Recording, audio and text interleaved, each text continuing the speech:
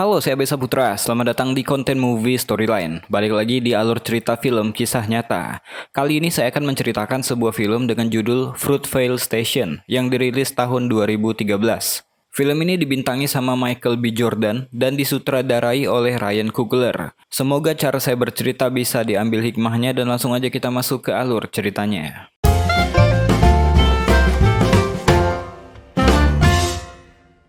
Kita mulai film ini di California, tanggal 31 Desember 2018.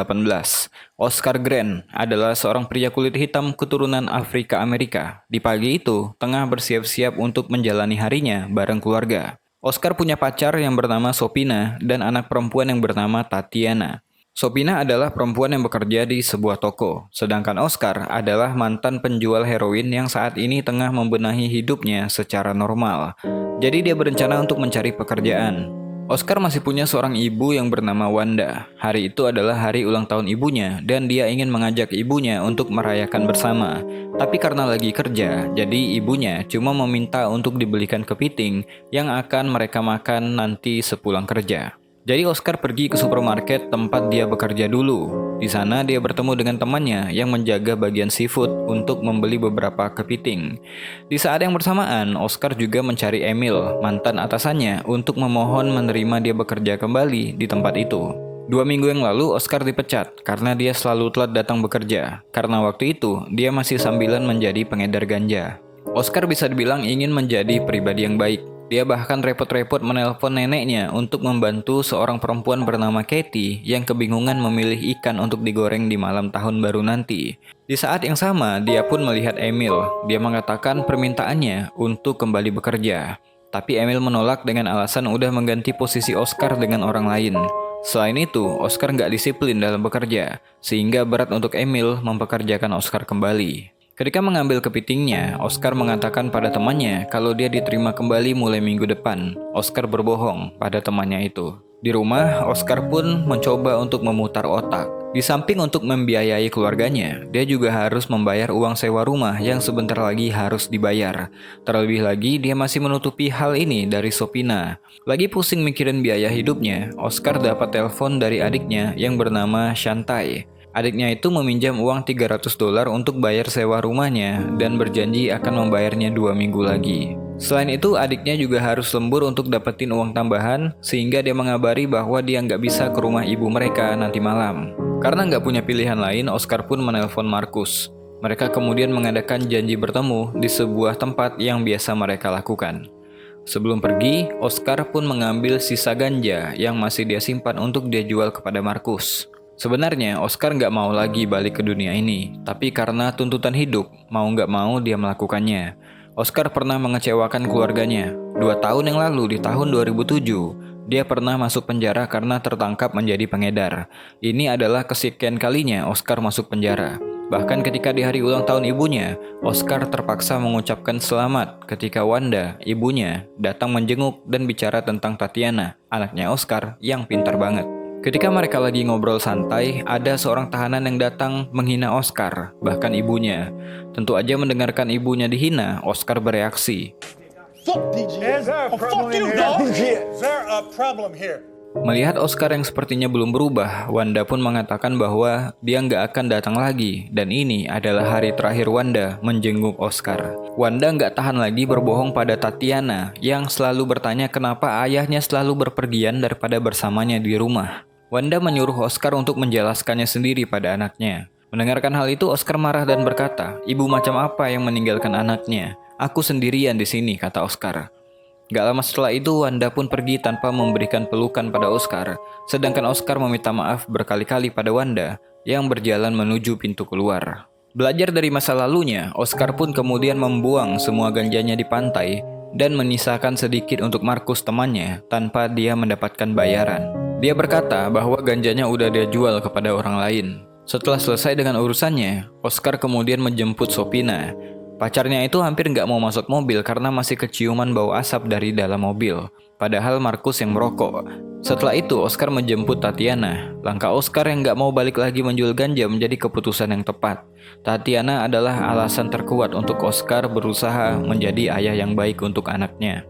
Sebelum mereka ke rumah Wanda untuk merayakan ulang tahun, Sopina mengajak Oscar untuk pulang ke rumah orang tuanya. Dia harus berganti baju karena barang-barangnya masih ada di sana. Oscar masih belum jujur dengan Sopina tentang pekerjaannya yang udah nggak ada lagi. Jadi dia pun kemudian menjelaskan kepada Sopina bahwa dia udah nggak kerja lagi setelah 2 minggu yang lalu dia dipecat. Tentu aja Sopina kecewa, karena Oscar nggak cuman membohongi dirinya, tapi juga Tatiana. Oscar sebenarnya mencoba untuk mengatakan yang sebenarnya, hanya saja dia belum menemukan waktu yang tepat. Oscar juga berkata bahwa dia udah membuang semua ganjanya dan mencoba untuk mencari sesuatu yang halal. Mendengarkan hal itu, Sopina pun luluh dan sedikit bangga pada Oscar. Dia cuma nggak mau melewati semua ini sendirian lagi. Setelah itu mereka bertiga pun kemudian pergi ke rumah Wanda untuk merayakan ulang tahunnya dan juga malam tahun baru bersama. Di sana dia bertemu dengan keluarganya yang lain. Setelah merayakan ulang tahun dan makan bersama, Oscar mengobrol dengan ibunya. Wanda bertanya rencana malam tahun barunya. Oscar pun mengatakan kalau dia akan melihat kembang api bareng teman-temannya. Mungkin setelahnya mereka akan berpesta kecil. Wanda mengingatkan Oscar untuk nggak melakukan kebodohan seperti yang dia dulu lakukan. Wanda menyarankan Oscar untuk pergi menggunakan kereta, karena di jalan pastinya macet. Jadi Oscar pun kemudian mengabari pada temannya untuk berkumpul di stasiun. Sepulangnya dari rumah Wanda, mereka menitipkan Tatiana ke rumah sepupu mereka. Oscar kemudian mengantarkan Tatiana untuk bersih-bersih sebelum tidur.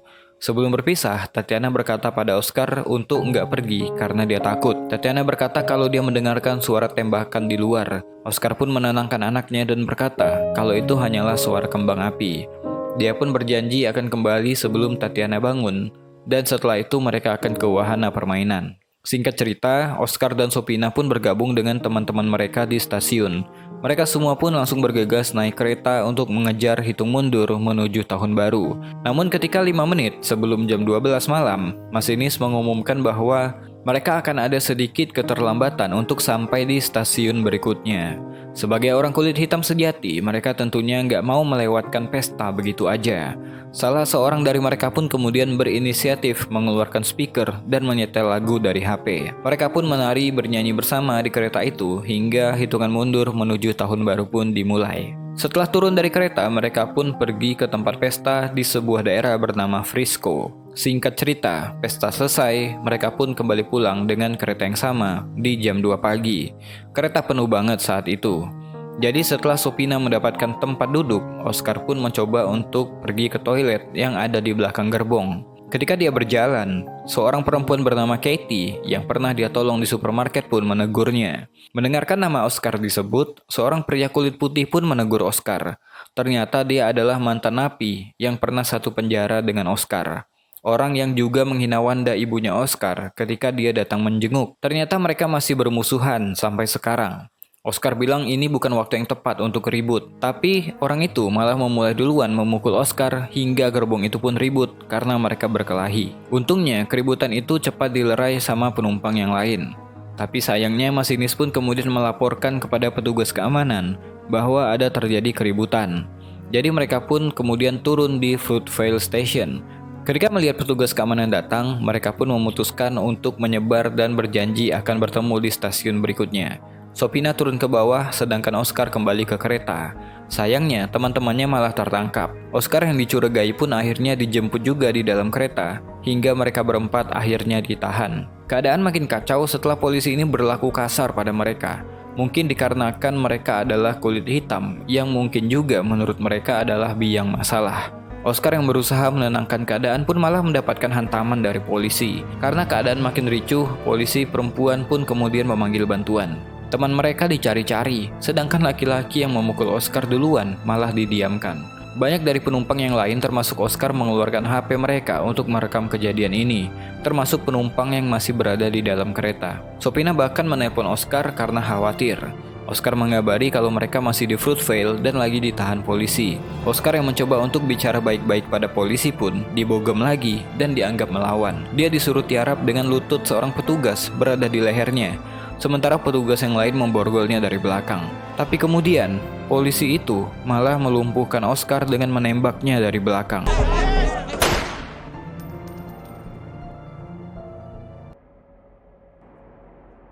You shot me, bro. You shot me. I got Keadaan tambah kacau. Untungnya, HP penumpang masih standby merekam untuk dijadikan bukti. Seorang petugas kemudian menyuruh kereta ini berjalan. Oscar yang udah lumpuh masih aja diborgol. Di keadaannya yang sekarat, Oscar cuma ingat putrinya Tatiana. "Kau menembakku.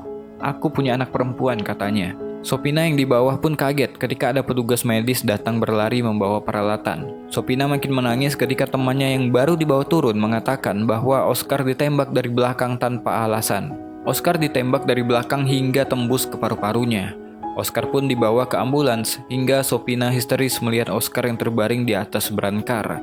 Wanda pun ditelepon dan dikabari bahwa Oscar ditembak. Singkat waktu, Wanda, Sopina, dan temannya yang lain pergi ke rumah sakit dan dikabari kalau Oscar tengah mendapatkan penanganan di ICU. Teman-teman yang ditangkap polisi pun akhirnya dilepas dan mereka semua kemudian menyusul ke rumah sakit. Gak lama setelah itu, dokter mengabari bahwa Oscar udah stabil, tapi dia saat ini kritis. Karena ada pendarahan di dalam, dokter harus mengangkat paru-paru sebelah kanannya, dan saat ini Oscar bernafas dengan alat bantu pernafasan. Masalah utamanya saat ini adalah pendarahan di dalam, darah yang membeku, dan tubuhnya belum merespon transfusi darah. Mereka semua menunggu hingga pagi hari. Sambil menunggu, mereka semua berdoa bersama supaya Oscar bisa diberikan kesembuhan.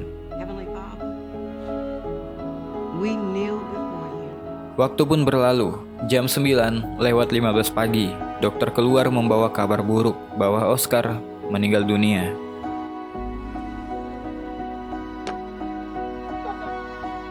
Okay, you can see him, but they don't want you to go into the room or to touch him because they ruled it a homicide. Wanda pun meminta untuk melihat Oscar. Dia pun dipersilahkan tapi dari luar ruangan. Wanda tentunya merasa bersalah karena dia yang menyuruh Oscar pergi menggunakan kereta. Pagi itu Sopina membangunkan Tatiana dari tidurnya. Ketika mandi, Tatiana bertanya, "Mana ayahnya?" Sopina pun gak bisa menjawab pertanyaan anaknya karena dia sendiri juga menangis. Sebagian saksi berhasil merekam insiden di stasiun Fruitvale dengan kamera video dan ponsel mereka. Rekaman itu memicu protes dan kerusuhan di Bay Area. Karena keterlibatan petugas, kepala polisi Bay Area mengundurkan diri, sedangkan Johannes, petugas yang menembak Oscar, ditangkap dengan tuduhan pembunuhan tingkat pertama. Setelah mengajukan pembelaan karena dia mengaku salah, mengira mengambil taser gun atau pistol setrum, juri pun menyatakan dia bersalah dengan pembunuhan tidak disengaja. Johannes pun dihukum 2 tahun penjara, tapi baru menjalani masa tahanan 11 bulan, dia pun dibebaskan. Oscar Julius Grant meninggal pada tanggal 1 Januari 2009 di usianya yang baru 22 tahun. Ini adalah rekaman di stasiun Fruitvale tanggal 1 Januari 2013. Orang-orang berkumpul untuk memperingati kematian Oscar yang menurut mereka masih belum mendapatkan keadilan. Turut hadir Tatiana, anak Oscar yang masih bersedih ditinggalkan ayahnya dengan cara seperti itu. Buntut kejadian ini, pengacara keluarga menuntut kompensasi kematian atas salah tangkap dan eksekusi paksa yang menyebabkan kematian Oscar. Tatiana mendapatkan 1,3 juta US dollar, sedangkan 5 teman Oscar yang juga ditahan mendapatkan 175.000 US dollar. Melihat kejadian seperti ini, hati kita pasti marah, tapi kita nggak tahu harus berbuat apa. Udah nggak nyaman menggunakan alasan ras secara eksplisit sebagai pembenaran untuk melakukan tindakan diskriminasi, pengucilan, atau menghina status sosial seseorang. Udah nggak nyaman melabeli orang dengan warna kulit. Semestinya, kita udah harus buta warna untuk melihat orang lain dengan cara seperti itu. Jika kita menggunakan sistem peradilan yang adil, maka cuma ada 2 kemungkinan. Bukan kulit hitam ataupun kulit putih, tapi orang jahat dan orang baik. Mungkin itu aja buat video kali ini. Saya Abesa Putra, to be continue. Jangan bosan jadi orang baik.